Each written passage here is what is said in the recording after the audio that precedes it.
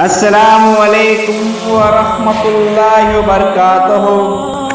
ناظرین اکرام، Islamic T V اس channel کو ابھی تک جنہوں نے سبسکرائب نہیں کیا ہے، برائے مہربانی اس چینل کو سبسکرائب ضرور کریں اور ہر دن کی اپڈیٹ کے لیے اس کے ساتھ ہی ایک گھنٹی کا نشان آئے گا، اسے آپ ضرور پریس کریں اور اسے دبا کر آپ ہمارے ساتھ تعاون فرمائیں۔ اللہ کے دین کی دعوت اور لوگوں تک پہنچانے کے لیے اس ویڈیو کو ضرور لائک، شیئر، کمنٹ اور سبسکرائب کریں۔ آپ کے اس چینل کو اور بہتر بنانے کے لیے آپ کا ساتھ ضروری ہے۔ اور مزید ویڈیوز کو دیکھنے کے لیے آپ ہمارے یوٹیوب چینل کو سبسکرائب کریں۔ فجزاکم اللہ خیرا۔ السلام علیکم ورحمۃ اللہ وبرکاتہ۔ بسم اللہ والصلاة والسلام علی رسول اللہ، اما بعد۔ اعوذ باللہ من الشیطان الرجیم، بسم اللہ الرحمن الرحیم۔ سورہ نمل ہے اور 20واں سپارہ ہے۔ 20ویں سپارے کی آیت نمبر ہے 65۔ قُلْ لَا يَعْلَمُ مَنْ فِي السَّمَاوَاتِ۔ اللہ رب العزت نے اپنے پیارے حبیب سے یہ کہلوایا کہ آپ کہہ دیں، لا يعلم، نہیں جانتا، من فی السماوات والارض الغیب الا اللہ، کہ اللہ کے علاوہ کوئی بھی زمین و آسمان کا غیب نہیں جانتا، اللہ کے علاوہ۔ یہ آیت نمبر 65 ہے سورہ نمل کی۔ وَمَا يَشْعُرُونَ أَيَّانَ يُبْعَثُونَ، اور نہ ہی وہ شعور رکھتے ہیں کہ وہ کب اٹھائے جائیں گے۔ سورہ ہود آیت نمبر ہے 31، 31۔ وَلَا أَقُولُ لَكُمْ عِنْدِي خَزَائِنُ اللَّهِ، وَلَا أَقُولُ لَكُمْ عِنْدِي خَزَائِنُ اللَّهِ، یہ نبی کہتا ہے کہ نہیں میں کہتا تمہارے لیے کہ میرے پاس اللہ کے خزانے ہیں۔ وَلَا أَعْلَمُ الْغَيْبَ، اور نہ ہی میں غیب جانتا ہوں۔ وَلَا أَقُولُ إِنِّي مَلَكٌ، اور نہ میں یہ کہتا ہوں کہ میں فرشتہ ہوں۔ یہ نبی کہہ رہا ہے۔ سورہ اعراف آیت نمبر 188، 188۔ قُلْ لَا أَمْلِكُ لِنَفْسِي ضَرًّا وَلَا نَفْعًا وَلَا ضَرًّا إِلَّا مَا شَاءَ اللَّهُ، آپ کہہ دیجئے کہ میں اپنی جان کا مالک نہیں، اپنی جان کے نفع نقصان کا مالک بھی نہیں، سوائے وہ جو اللہ چاہے۔ وَلَوْ كُنْتُ أَعْلَمُ الْغَيْبَ، اور اگر میں غیب جانتا ہوتا، لَاسْتَكْثَرْتُ مِنَ الْخَيْرِ، تو میں تو بہت زیادہ خیر اکٹھی کر لیتا۔ وَمَا مَسَّنِيَ السُّوءُ، اور نہ ہی مجھے کوئی تکلیف آتی، نہ مجھے کوئی غم پریشانی کوئی تکلیف چھوتی۔ ان انا الا نذیر، میں تو صرف ایک ڈرانے والا ہوں، خوشخبری دینے والا ہوں ایسی قوم کے لیے جو ایمان لانے والے ہیں۔ سورہ انعام آیت نمبر ہے 50۔ قُلْ لَا أَقُولُ لَكُمْ عِنْدِي خَزَائِنُ اللَّهِ، آپ کہہ دیجئے کہ نہیں ہے، میں نہیں کہتا تمہارے لیے کہ میرے پاس اللہ کے خزانے ہیں۔ وَلَا أَعْلَمُ الْغَيْبَ، اور نہ میں غیب کو جانتا ہوں۔ وَلَا أَقُولُ لَكُمْ إِنِّي مَلَكٌ، اور نہ میں یہ کہتا ہوں تمہیں کہ میں فرشتہ ہوں۔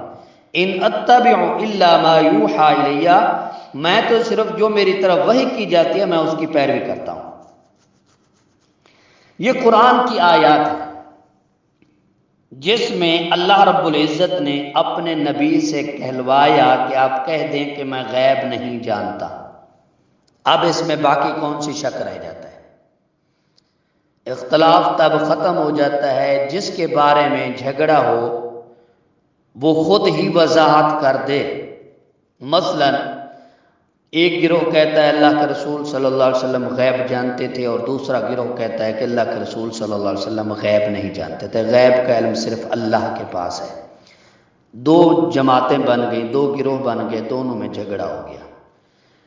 اب دونوں لوٹیں گے اللہ کی طرف، اللہ کے رسول کی طرف۔ اللہ کے رسول کہتے ہیں کہ میں غیب نہیں جانتا، اللہ کے رسول صلی اللہ علیہ وسلم کہتے ہیں کہ میں غیب نہیں جانتا۔ عقل مند کے لیے اتنی ہی بات کافی ہے کہ کون سی جماعت پھر صحیح پہ ہوگی، حق پہ ہوگی، کہ جس کی تصدیق اللہ کے رسول صلی اللہ علیہ وسلم کر دے، اللہ کے قرآن سے ہو جائے۔ اب اللہ رب العزت نے اپنے نبی سے کہلوا دیا کہ آپ کہہ دیں کہ میں غیب نہیں جانتا، تو یہاں کوئی اشکال باقی نہیں رہتا۔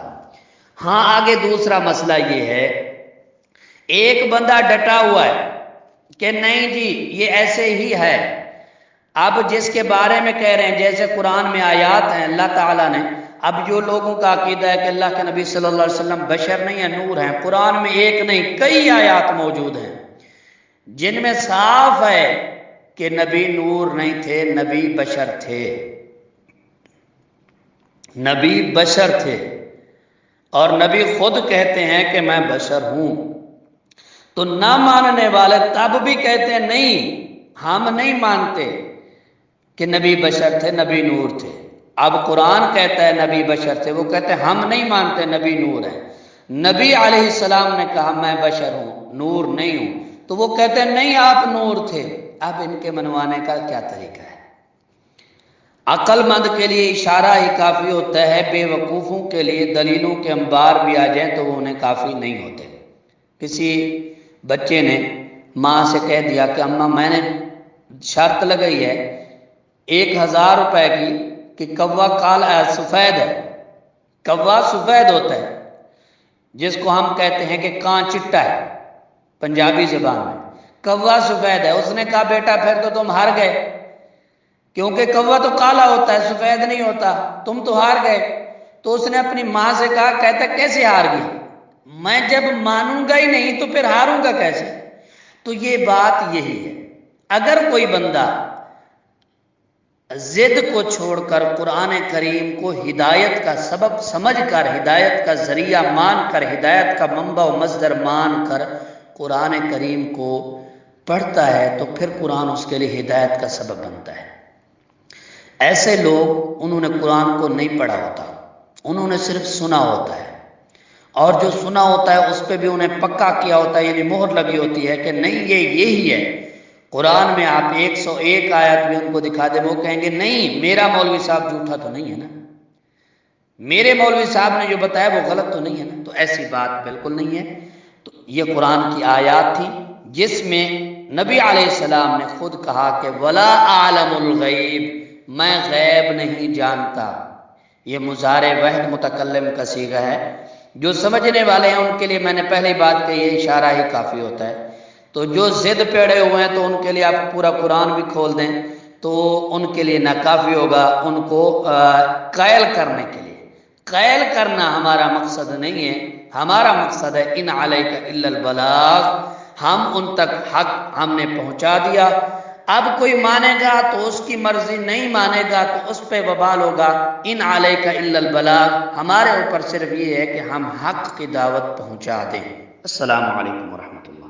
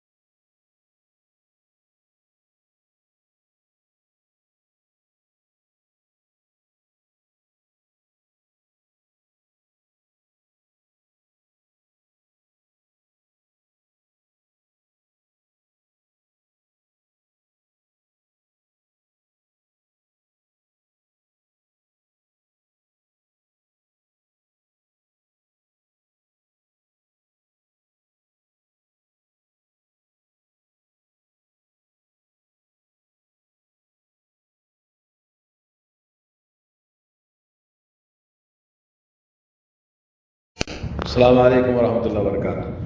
محترم بھائی جان، آپ نے جو لکھا ہے کہ اس میں سے دو تین چیزیں آپ نے لکھی ہیں اور اس کے بعد لکھا ہے کہ حرام کا مطلب کیا ہوتا ہے، تو آپ کو یہ تو سب انسان جانتے ہیں، غیر مسلم بھی اس بات کو جانتے ہیں حرام کا مطلب کیا ہوتا ہے۔ حرام کے معنی فاربیڈن، ناٹ الاؤڈ، اور اس کے کرنے پر آپ کو سزا ملتی ہے۔ جیسے روڈ کے اوپر ریڈ سگنل لگا ہے تو آپ کو کراس کر کے جانا حرام ہے، اگر جائیں گے تو آپ کو پینالٹی ڈالے گی گورنمنٹ۔ اسی طرح سے تلک حدود اللہ، اللہ نے فرمایا کہ اللہ کے حدود ہیں، اس کو جو پار کر کے جائے گا وہ جہنم میں جائے گا۔ اور جو اللہ تعالیٰ کی نافرمانی کرے گا، جیسے دنیا میں ماں باپ کی نافرمانی کرنے سے ماں باپ ناراض ہوتے ہیں، اور گورنمنٹ کے قانون کی خلاف ورزی کرنے سے گورنمنٹ ناراض ہوتی ہے، اسکول اور کالج میں قانون کی خلاف ورزی کرنے سے کالج سے نکال دیا جاتا ہے۔ اسی طرح سے اسلام میں بعض گناہ ایسے ہیں جس کے کرنے سے آدمی اسلام سے نکل جاتا ہے۔ مثال کے طور پر سورہ انعام آیت نمبر 151 اللہ تعالیٰ فرماتا ہے قل تعالوا اتل ما حرم ربکم علیکم الا تشرکوا به شیئا۔ اے نبی صلی اللہ علیہ وسلم، آپ ان سے کہیے لوگو آؤ میرے پاس، میں تم کو بتاتا ہوں تمہارے رب نے کیا چیز تم پر حرام کیا ہے۔ فرمایا اللہ تشرکوا به شیئا، سب سے بڑی چیز جو حرام ہے زمین پر، اور وہ ہے اللہ تعالیٰ کے ساتھ شرک کرنا کسی بھی قسم کا۔ یعنی اس دنیا میں اس کائنات کا شہنشاہ، مالک، رازق، رب اللہ ہے، تو اللہ کے ساتھ کسی بھی قسم کا رتی برابر بھی اگر کوئی شرک کرتا ہے تو اسلام سے خارج ہو جاتا ہے، وہ مشرک ہو جاتا ہے۔ شرک سب سے بڑا گناہ ہے۔ ان الشرک لظلم عظیم، شرک جو ہے سب سے بڑا گناہ ہے۔ اور اس کے بعد اللہ نے فرمایا بالوالدین احسانا، ماں باپ کے ساتھ احسان کرنا، حسن سلوک کرنا، اچھائی کا برتاؤ کرنا، اور ان کے ساتھ کوئی بھی برا کرنا وہ بھی حرام ہے۔ اور تیسری چیز فرمائی ولا تقتلوا اولادکم من املاق، اور اپنی اولاد کو فقر و فاقے کے ڈر سے قتل نہ کرو۔ یعنی بچے پیدا کرنے سے جو آدمی اپنے آپ کو بچاتا ہے، نس بندی کراتا ہے، آپریشن کراتا ہے، یا بچوں کو مار ڈالتا ہے، تو یہ سب حرام ہے۔ اسی طرح سے اللہ نے فرمایا کہ ہم تم کو بھی رزق دیتے ہیں، تمہارے بچوں کو بھی رزق دیتے ہیں۔ اور اس کے بعد آپ سنیے اللہ نے کیا فرمایا ولا تقربوا الفواحش ما ظهر منها وما بطن۔ فاحش یعنی بے حیائی کے کام سارے کے سارے سب کے سب حرام ہیں، چاہے وہ ظاہری طور پر ہو یا باطنی چیز چھپے ہوئے ہوں۔ یعنی بہت سارے فاحش بے حیائی کی چیزیں جو نظر میں آتی ہیں، کچھ ہیں بے حیائی کی چیزیں جو آدمی تنہائی میں اکیلے میں کرتا ہے، وہ بھی حرام ہے، سب حرام ہے۔ ولا تقتلوا النفس التي حرم الله الا بالحق، اور اللہ نے فرمایا کہ کسی انسان کا خون ناحق کرنا یہ بھی حرام ہے جی۔ اور اللہ یہ کہ اگر کسی کا خون کرنا ہے تو جیسے خون کے بدلے میں خون ہے، یا کہ اسلام سے کوئی مرتد ہو گیا تو اسلامی حکومت ہے تو اس کا خون کہ اس کا یعنی قتل کیا جائے گا۔ اسی طرح سے کسی کا خون کسی نے کیا تو اس کے بدلے میں اس کو خون کیا جائے گا۔ یا اسی طرح سے شادی شدہ انسان اگر زنا کرتا ہے تو اس کا اسلامی قانون کے اندر اسلامی حکومت ہوگی تو اس کو رجم کر کے قتل کر دیں گے۔ تو یہ چیزیں اللہ نے حرام کی ہیں۔ ذالکم وصاکم بہ لعلکم تعقلون، اللہ تعالیٰ ان باتوں کا تم کو حکم کرتا ہے تاکہ تم عقل مندی کے ساتھ سمجھو اس بات کو۔ تو یہ سورہ انعام آیت نمبر 151۔ اور اسی طرح سے بہت ساری چیزیں جو آپ نے ذکر کی ہیں وہ بھی ہیں۔ اس کے علاوہ بہت ساری چیزیں ہیں جو اللہ تبارک و تعالیٰ نے حرام قرار دیا ہے۔ حرام کا مطلب یہ ہے کہ ہر وہ چیز جو اللہ رب العالمین نے اس کو نہ کرنے کا حکم دیا، اس کے پاس اسٹاپ، آپ آگے نہیں بڑھ سکتے۔ جیسے آپ نے کہا کہ بھئی گوشت کھانا ہے کوئی کسی بھی جانور کا جو حلال جانور ہیں، جن جانوروں کو اسلام نے حلال کیا ہے ان کو بسم اللہ اللہ اکبر کہہ کر حلال کرنا ہے۔ اگر آپ نے ایسے ہی جیسے غیر مسلم جھٹکے سے کاٹ دیتے ہیں تو وہ حرام ہے اس کا کھانا۔ اور اسی طرح سے جیسے آپ نے کہا اللہ نے سود کو حرام کیا، احل اللہ البیع وحرم الربا، اللہ نے فرمایا کہ سود حرام ہے، کاروبار حلال ہے۔ اور سود کے مختلف قسم کے جوئے ہے، جوئے کے ذریعے، دھوکے کے ذریعے، چیٹنگ کے ذریعے، گول مال کے ذریعے، آج کل جو نیٹ کے ذریعے جو مختلف قسم کے پروگرامز ہیں جس میں آپ پیسے کمانے کا مختلف ترغیب دلائی جاتی ہے، سب جوئے سے متعلق ہیں۔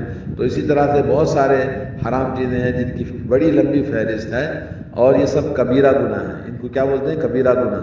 کبیرہ گناہ کی لمبی ایک لیسٹ ہے جن کو علماء کرام نے 70 سے زیادہ قرار دیا ہے کہ 70 سے زیادہ گناہ ذکر کیے ہیں. اور اللہ کے نبی صلی اللہ علیہ وسلم کی حدیث ہے اجتنبوا السبع الموبقات، 7 برباد کرنے والے گناہوں سے بچو. 7 برباد کرنے والے گناہوں میں سب سے پہلی چیز ہے اللہ تعالیٰ کے ساتھ شرک کرنا. دوسرا جادو کرنا حرام ہے، شرک کے بعد سب سے بڑا گناہ جادو ہے. اور تیسرا ہے کہ سود کا کھانا کھلانا. اور چوتھا ہے کہ کسی یتیم کا مال ہڑپ کر جانا. اور 5واں ہے کہ میدان جہاد سے پلٹ کے بھاگ جانا. اور نمبر 6 ہے کہ کسی بھولی بھالی خاتون پر تہمت لگانا. نمبر 7 ہے کسی کا خون ناحق کرنا. تو یہ گناہ حرام ہے. اسی طرح ایک اور حدیث میں ہے اللہ کے نبی صلی اللہ علیہ وسلم سے حضرت عبداللہ بن مسعود نے پوچھا ای الذنب اعظم عند اللہ، سب سے بڑا گناہ اللہ کے پاس کیا ہے، یعنی سب سے بڑی حرام چیز اللہ کے پاس کیا ہے؟ تو آپ نے فرمایا سب سے بڑا حرام گناہ یہ ہے کہ اللہ کے ساتھ کوئی بھی شریک ٹھہرانا، یعنی کسی بھی قسم کی عبادت اللہ کے علاوہ کسی اور کے لیے کرنا. جبکہ اللہ تعالیٰ نے ہم کو پیدا کیا ہے، ہمیں روزی دیتا ہے، دنیا کو نظام چلاتا ہے، سب کچھ اللہ تعالیٰ اس کائنات کا شہنشاہ مالک ہے، رازق ہے، خالق ہے، تو عبادت کا مستحق بھی وہی ہے.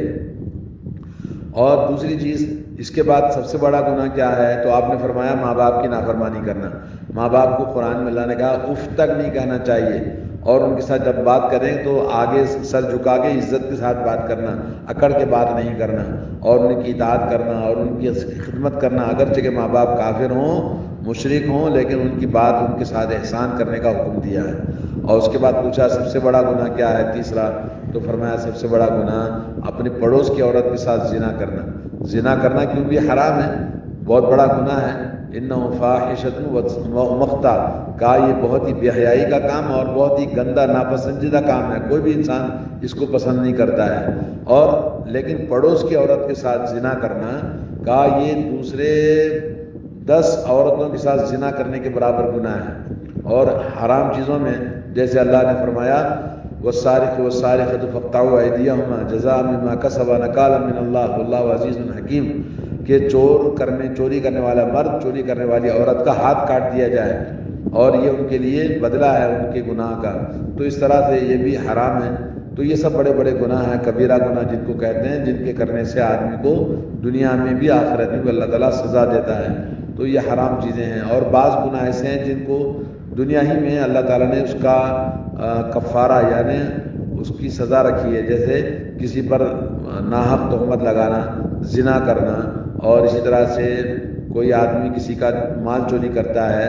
تو یہ تمام گناہوں پر اسلام نے سزا مقرر کی ہے. اسلامی حکومت ہو، اسلامی شریعت نافذ ہو، گورنمنٹ ہو، تو وہ سزا دینے کی حقدار ہوتی ہے.